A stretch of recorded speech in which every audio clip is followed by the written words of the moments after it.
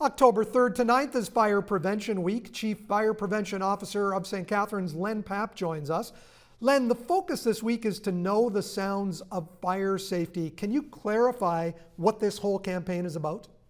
Thank you for the opportunity. Yes, it's an exciting time for all fire services across North America. The theme this year, as you had mentioned, is Learn the Sounds of Safety. So what we're looking at educating everyone about the different sounds both carbon monoxide and smoke alarms make. It's imperative that everyone knows what to do when an alarm sounds, so that you can keep you and your family safe. When the alarms make noises such as a beep or a chirp, you must take action. You must know what to do.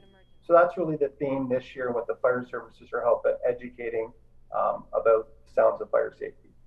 Sometimes those beeps or chirps are because of battery problems. They need to be addressed as well at this time, correct? Exactly. So if you wouldn't mind, I wouldn't mind going over really the premise this year is that there are different sounds that a smoke alarm will make as opposed to a carbon monoxide alarm. So when your smoke alarm activates in a fire situation, or when you're testing your smoke alarm, it's going to make 3 beeps. And what this indicates is that you must get out, call 911, and stay out. If there's a single chirp, that typically happens every 30 to 60 seconds, and that's going to indicate that the battery is low. The fire services also want to remind that smoke alarms don't last forever. There is a lifespan, and that lifespan is 10 years. In regards to the chirping, if it continues, that means after the battery's been replaced, that means that the life of the smoke alarm has expired, and you must replace that alarm. Len, how is a carbon monoxide alarm different than a smoke alarm? A carbon monoxide alarm, when it activates, it's going to make 4 beeps. Okay? So same type of thing. When the carbon monoxide alarm activates, you must call 911 from outside and evacuate you and your family to your safe meeting location outside. Similar to the smoke alarm, a single chirp every 30 to 60 seconds means that the battery is low and that the battery must be replaced. The lifespan of a CO alarm, carbon monoxide, you must refer to the manufacturer's instructions, because their shelf life is typically a little bit lower than a smoke alarm. Typically that's 5 to 7 years, but again, you need to look at the manufacturer's instructions. You're using social media to get the word out during this week. You're also doing some live appearances, one at the Penn Center and one at a building center as well, correct? That's correct.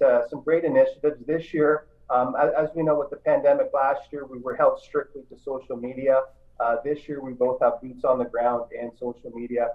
So with our boots on the ground, exactly Wednesday, October the 6th from 4 p.m. to 8 p.m., we're going to be at the Penn Center. Our firefighters, along with their fire prevention inspectors, will be on site answering any questions the public may have in regards to Learn the Sounds of Safety and fire safety questions in general.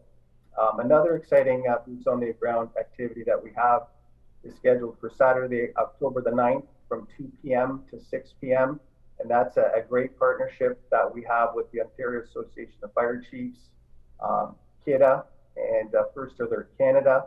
So we're going to be on site promoting fire safety and Learn the Sounds of Safety. And please come out and visit. And we look forward to seeing you at these events. I understand you're also making visits to some schools in the region.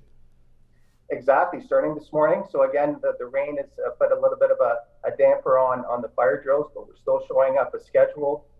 We're also excited that even we're going to be out witnessing drills and answering any questions that the principal and the schools have, but we're going to be, again, for the second year in a row, having our Learn Not to Burn curriculum provided to the schools so that the kindergartens and grade 1s can be educated on fire safety.